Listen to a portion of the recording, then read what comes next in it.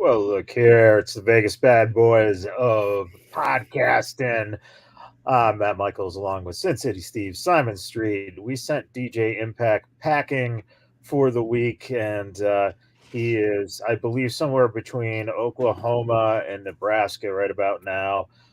We gave him a blindfold, a sack of water, a couple ding dongs, and Twinkies, and just hope he makes it back. So, it's a little challenge. That's what we like to do is give him a challenge every once in a while. Well, I'm sure he'll be welcomed in those areas of the United States very well. Everybody loves Impact. Well, see, that's it. Everyone loves him. See, if it Exactly. was any one of us, we would get our ass kicked. We'd be killed with anything. Oh, I'd be arrested. Yeah. All right, let's get into this week's in wrestling right away. All right. Before we stop, Steve, what do you got going on for the highlights this week? All right, so your finals are set for the AEW World Championship Tournament that will culminate at AEW Dynamite Grand Slam this Wednesday from Arthur Ashe Stadium in Queens.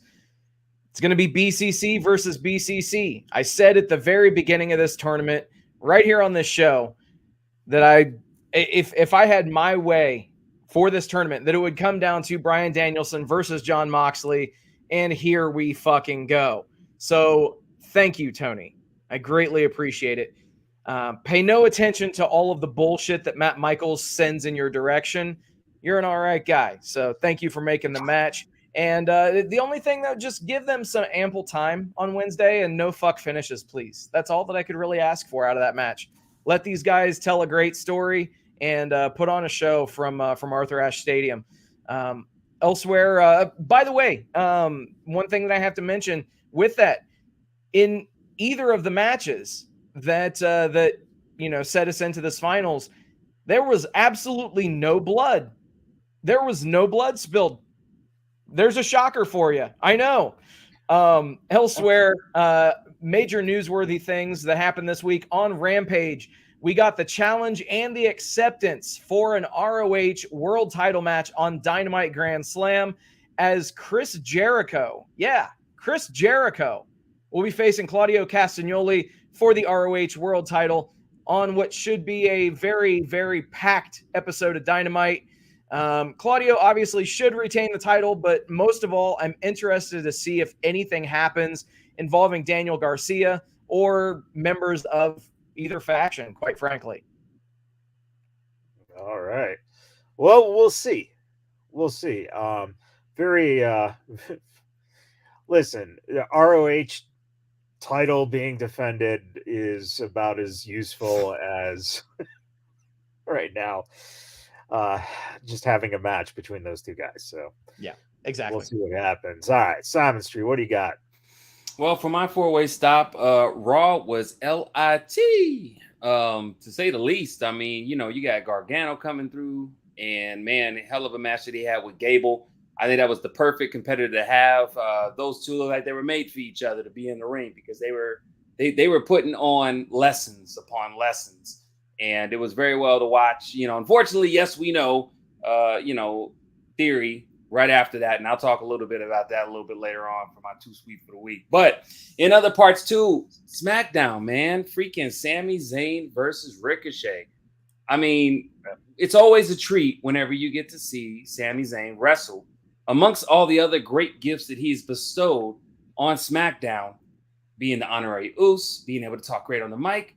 Some people forget that he is a very well accomplished wrestler. And we saw that with the likes of Ricochet. Not everybody can wrestle with Ricochet and look fluid in the ring.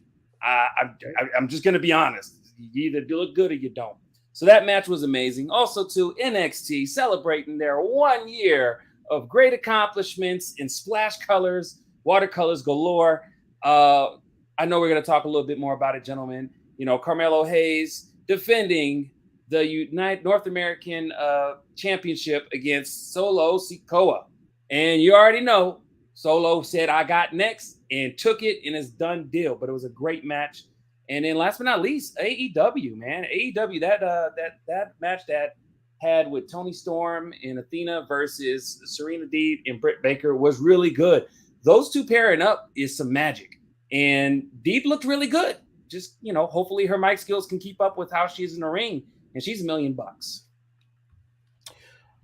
Yeah, not a horrible showing there for the putting together two tag teams that we really don't see those guys going at it very much together. I got to give a shout out to Jordan Oasis on Raw, getting a chance to be one half of the handicap match against Omos and doing his job very well. Dude, the Miz, wow, that whole segment with him and Maurice, and having Dexter outside the house, and then when they leave him inside the house and drawing the picture, the painting of Miz and Maurice and Napoleon like garb. I mean, the shit was just perfectly done, and continues a nice little thing they got going on there. Dominic, you know what? He held his own against Edge, which is pretty surprising. Now, if he can find his personality, maybe we'll get a little something out of the kid. Gacy keeps getting better with that character. Character's just growing really well. But surprisingly enough, him and Grimes looked like they could actually be a pretty good tag team if they were put together. So another situation that's keep your eye on there. Jensen and Mandy backstage. Mandy, in your dreams, kid. Jensen, how did you know you're in my dreams? One of the best fucking lines ever. Samoa Joe versus Josh Woods. Great idea. Good match. Problem is this. Who the fuck is Josh Woods in the realm of anyone watching AEW? Joe looks like he is, he looks like Keith Lee essentially right now. So, there's good things and there's bad things with that. Bailey versus Raquel was solid. And how about Solo versus Moss? That was a pretty solid match too. So, some good stuff going on there. And that all leads to this week's Big Too Sweet for the Week.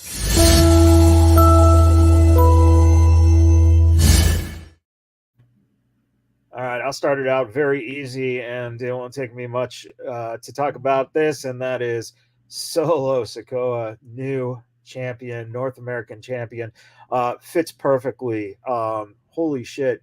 Can you, when you imagine taking someone who is, I think he's about 8 or 9 years younger than his brothers.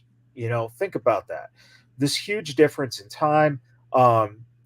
He had really only about 2 years or so, training and seasoning, and essentially made it to NXT in such a quick, momentum that he went from, just being this guy who fans kind of knew he was a noose, and then he established himself so quickly that when Hunter took over, the guy has a fucking knack, and took the talent, put it straight up there, and now he gets to walk with the guys. He fits right into the bloodline, and that match was great. Carmelo Hayes, you got to give it to him, and man, he's got big things around the corner for him too. And we still haven't seen him and Trick, separate yet. So there's a lot of unfinished stuff there to go with him. So good stuff. It's going to be interesting to see if that belt does kind of fluctuate now. That'd be kind of the first one they use where they'd be defending it on the main roster and on NXT itself. So that might be something we see in the future. All right, Sound Street, what do you got? So pretty much, as I kind of mentioned a little bit earlier, I got to take the moment. That promo exchange between Theory and KO, straight fire. And it was on the point to where you take a little bit of reality, what kind of all of us in the universe are kind of thinking, you splash a little bit of direction, and then you got some magic. And that's what those two did, because, they took elements of reality. Obviously we all watched it, but especially when KO was talking about how you have been star chosen to be the next in line. Well, that's not how this company runs anymore. Like, damn, And then, Theory held his own. And again, got to give it to Theory. Theory is a guy that, like him or love him, you better get used to him because they are grooming this boy to be a man and to be the man one day. And he is going to be the man. And he's showing us day in and day out when you are going up against great matches. You're holding your own mic skills and in the ring. And man, he sure did it with Kevin Owens. I can't wait till next week to see them two go at it. Another thing that I will add to my Too Sweet for the week is NXT. You got to see the Super Diva, Quincy Elliott versus Sean Gallagher. I had to look double time. Is that Gallagher's younger brother? I wasn't sure. But you remember that guy? Anyways, but, I like Quincy Elliott. This dude is like if you took Velveteen Dream and took him to a buffet and fed him a whole bunch and just let the cage off, let him be him. That's what you got.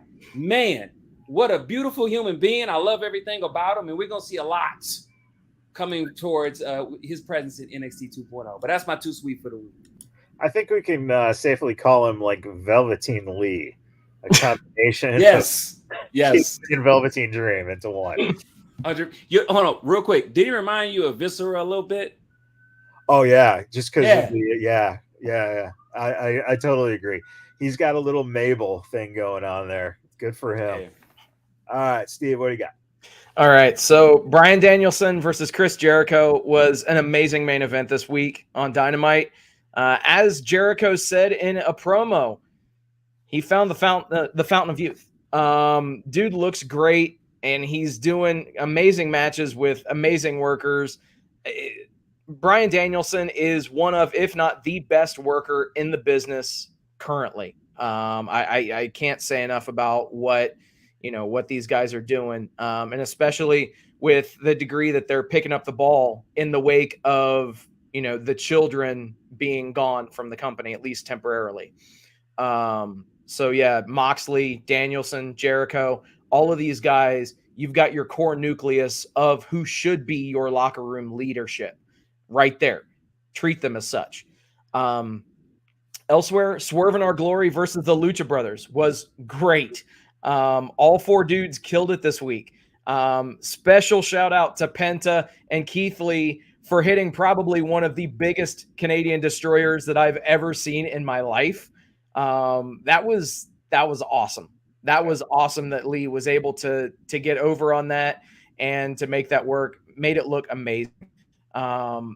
Unfortunately, I think that this is probably going to be the last hurrah for Swerve in Our Glory, as Tony's probably going to be pulling the trigger and putting the tag titles on the Acclaimed at Arthur Ashe. At least he should. Again, to echo Street's point, Johnny Gargano and Chad Gable was freaking amazing as well. Just great stuff. Great to see Johnny Gargano back in the ring. And last but not least, NXT 2.0 and the Nickelodeon color scheme is done. Too Sweet of the week for that. Obviously, if you didn't see it at the end of the video package summing up the last year of NXT 2.0, the paint splattered logo went away and was replaced by a white, black, and gold branding. Here we fucking go. And here we fucking go to What the Fuck.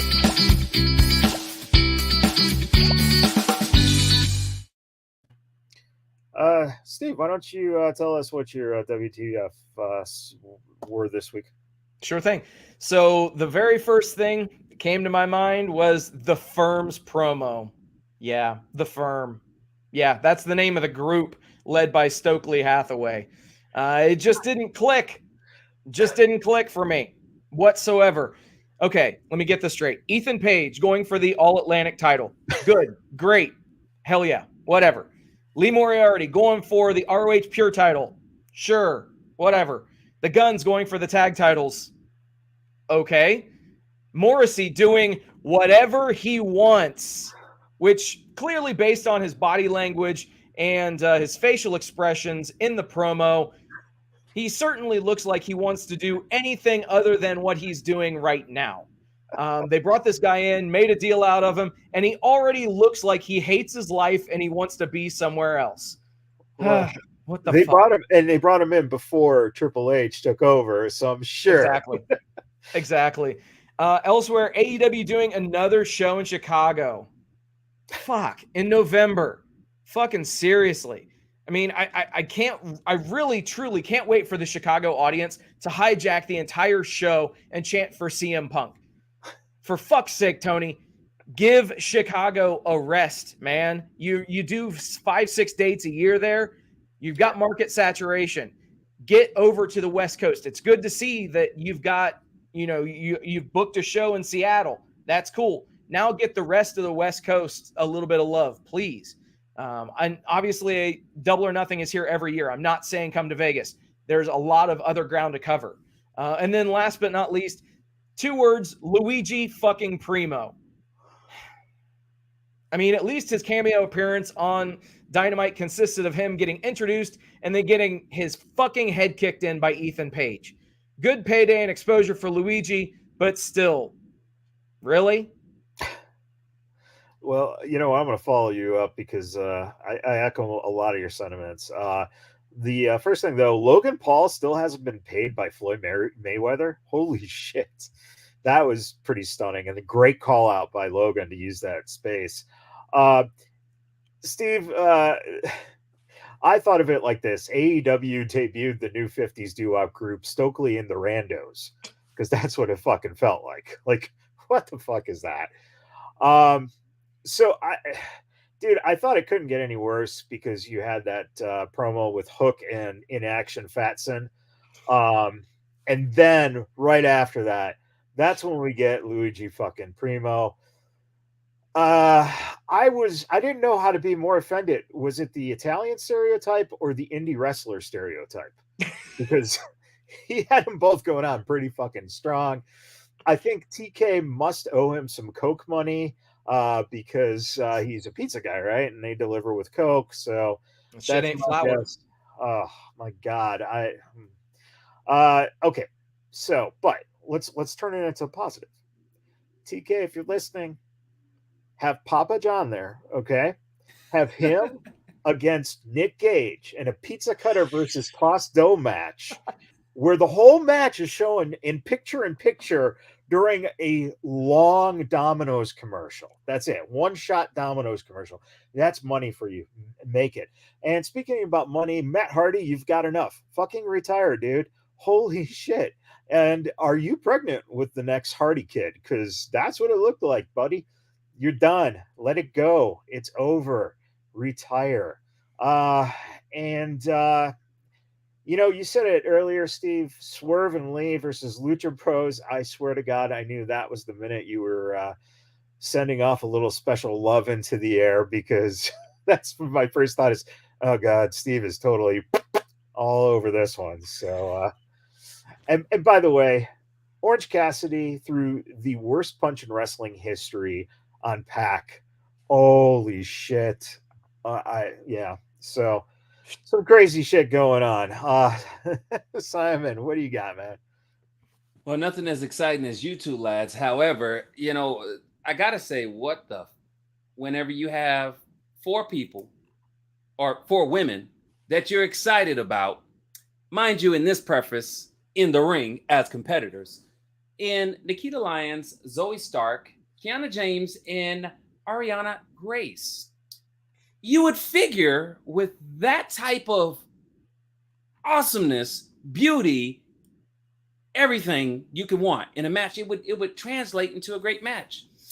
No, that did not happen. And now maybe that's just my sentiment. It seemed very discombobulated. It seemed like there was no synergy on both sides.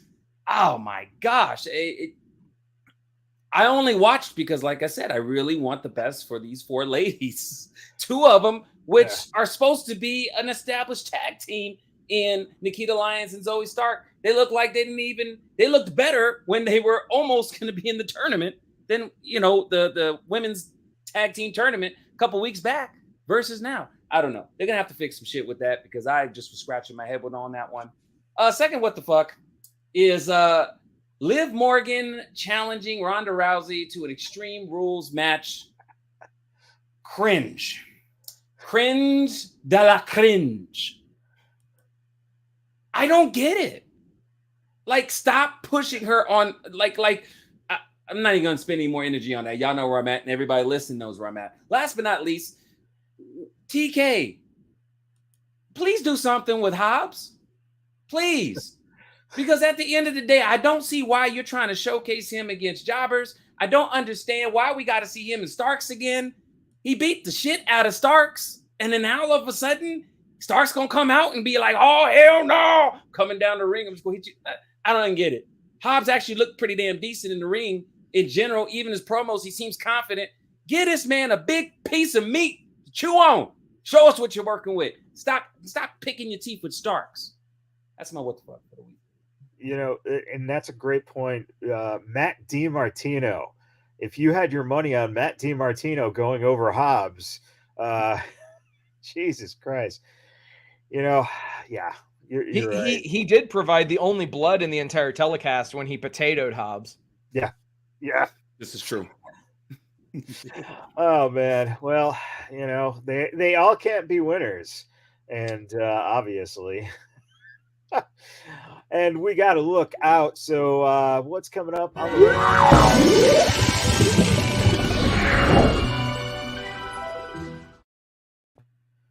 I'll shoot out the lookout here on my end really quick here. Agreed with Kevin Owens versus Theory. That should be just fucking amazing.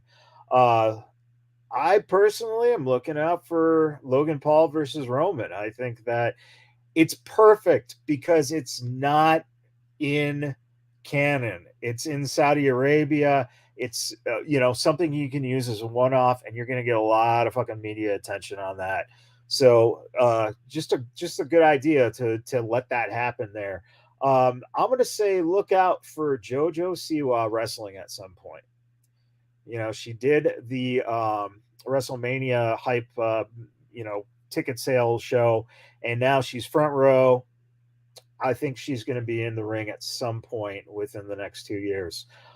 I am actually excited to see Liv versus Ronda in an Extreme Rules match, because either Liv is going to get hurt really bad that she can't retain the championship much longer, or it's just going to be such a train wreck that you're not going to be able to take your eyes off of it, because Ronda's going to beat the shit out of her, and yet Liv's going to still win. So it's a win-win in bullshit. But the tension in the bloodline with Jay is becoming interesting. Right before Solo goes out, he brings his boy Sammy with him, and Sammy gives Jay that look, and it looks like Jey Uso, they might be positioning him to be the person who, when the bloodline kind of breaks off a little bit, Jay might get a singles push, and I think that is not a bad idea. All right, Simon Street, what do you got, man? Well, pretty much what I got on the lookout is actually two people.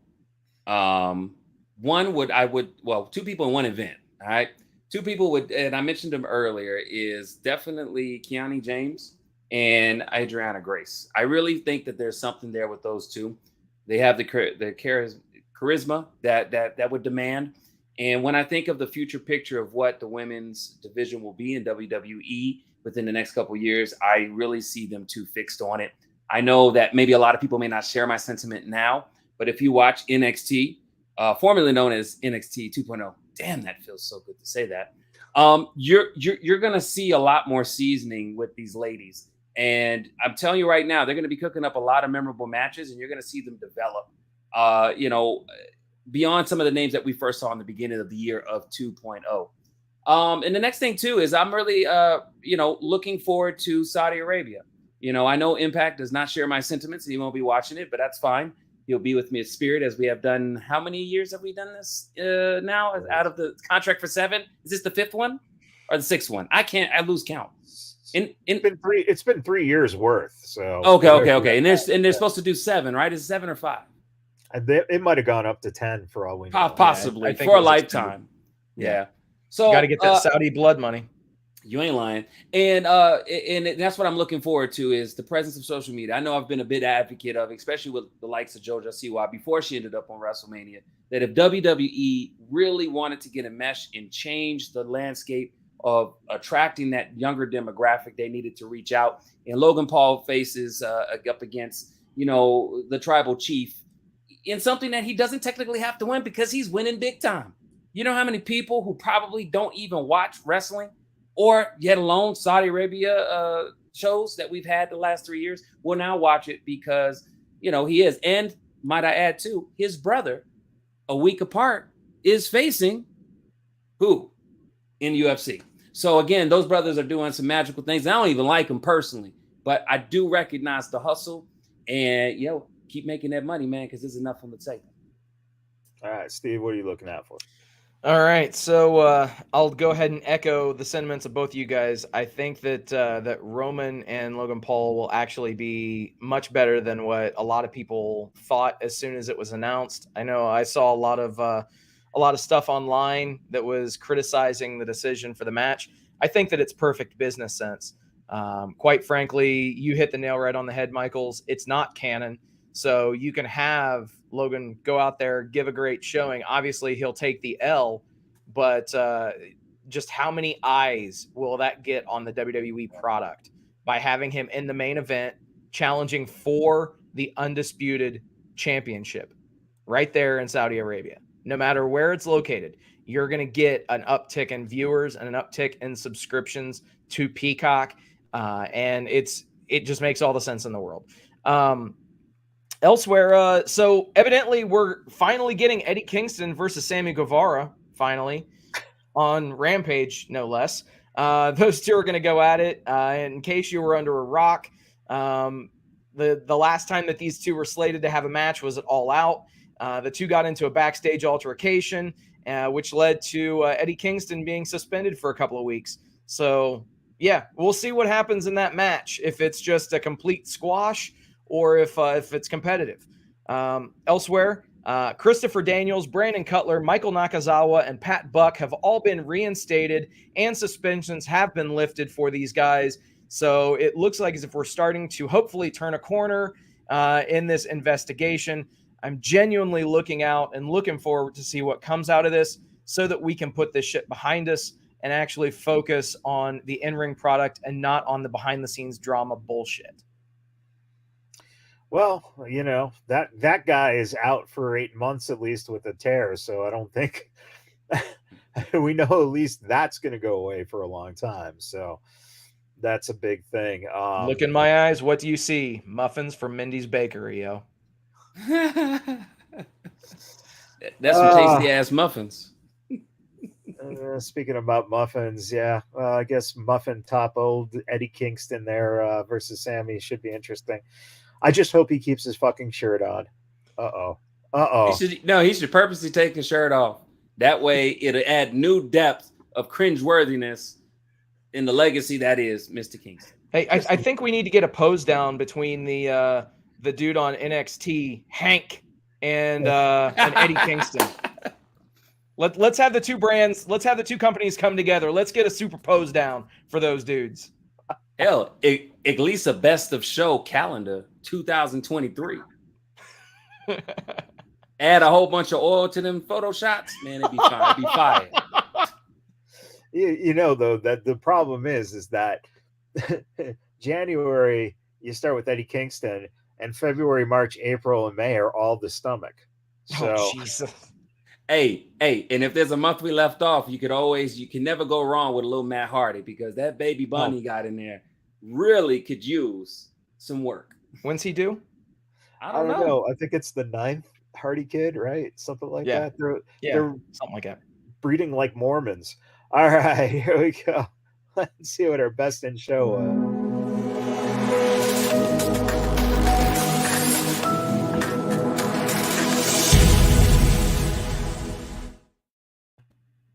All right, Steve. Bookended by two great main event caliber matches. It's AEW Dynamite this week for me. You had Sammy Guevara, John Moxley to start the show, and you ended the show with Bryan Danielson and Chris Jericho. In the middle, you had a little bit of something for everybody. Some good, some not so good, but all in all, it was the most entertaining show that I watched this week. So it's my best in show. Awesome. What do you got, Simon? I would definitely say my best in show for me was going to be NXT 2.0. Not to be hugely in the lead, followed by Monday Night Raw. But NXT, I just felt like, for celebrating a full year of NXT 2.0, they did a good job. I mean, there was only one match that I mentioned a little bit earlier that fell a little bit short, but most of the matches were really good. And we didn't really talk about it in the show, but Creed Brothers versus Pretty Deadly, cage match was really good, and they added a great twist to it. I mean, just all around, NXT does really good with their pacing, does really good with their booking. I did appreciate, although I wasn't the biggest of fans of the watercolor logo, I feel that NXT 2.0 with the vignette they did of them in a year's time was really well. I think they covered all of the great highlights that we did get a chance to talk about, and it's interesting because when you look at it, a year passes by so quickly. Because I swear we were bitching and complaining about it less than a year ago. But hey, NXT 2.0 served its purpose. And much in like how when it changed the first time, not much is going to change other than the logo. Yeah, I think that's a very actually valid point in terms of let's face it, what's really changed? Vince McMahon. He's out of the picture completely now. So, and they're achieving what they set out to achieve with it, which is,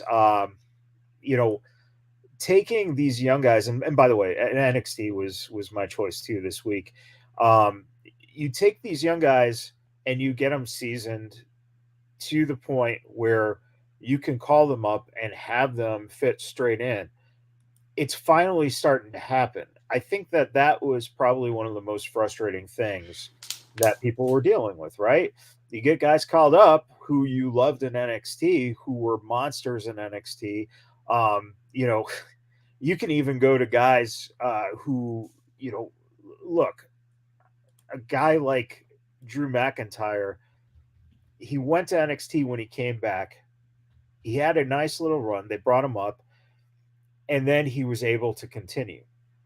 But then you look at someone who was in that situation of these guys recently, like a Keith Lee or like a Karrion Kross, right? Who just got fucking buried. And unfortunate for, the NXT fan base, they saw that as, just killing what they loved. The interesting thing here is that you're seeing all this stuff now together melt in, which is these young athletic people who, you would think that it would be like, is that person really going to be a good wrestler? And there's a couple more vignettes that they showed this week of people who are in that category. They're athletes who are now wrestlers. And we're going to see where that goes. And it's already exciting because, you brought up Theory as being kind of a future. You got Braun Breaker right behind Theory. Mm-hmm. And then look at all the other talent that you have. That's kind of that supporting mesh of these guys who are going to be the next. It's interesting when you can literally point to all three programs now and go, holy shit, they're starting to actually formulate and come together with, being able to now the brand split isn't as fucking stupid as it was. Guys can just show up. Gable had that great match on Monday night with Gargano, and then can still come down and interrupt Braun Strowman beating the shit out of people with Otis. And now that's, you just gave Otis something to do with Strowman and gave Strowman something that he's going to look like an established piece. So there's a lot of stuff there that, this is when people who have that kind of experience can bring shit like that together. Forget about it. It's going to be, it's going to be something special going forward. So, thank you for tuning in, everyone who's listening on the podcast. We appreciate it. Anyone watching live who's been, either commenting or, interacting with us, stay tuned. We're going to be going to 3 count here in just a little bit, but we do appreciate you guys tuning in, of course. And, this next coming few weeks going to be very interesting. There's going to be a lot of stuff going on, so keep your eyes open, especially here in Las Vegas too. Remember, we got Impact Wrestling coming in. I believe it's the 21st and 22nd of September, I believe, and then you have FSW doing their Mecca show on the 23rd, which is that Sunday. So some big stuff going on here in Vegas, and we all do this because we love wrestling, and we appreciate you guys for tuning in and listening. And a shout out to our new listeners in the Netherlands. So yeah, one of the places I want to visit. Let's get a fan base down there. Mm-hmm. That's exciting. So and of course, remember, if you guys are from out of town and you guys are in Vegas, let us know. And Steve will take you out drinks and steak. Steak. And lobster.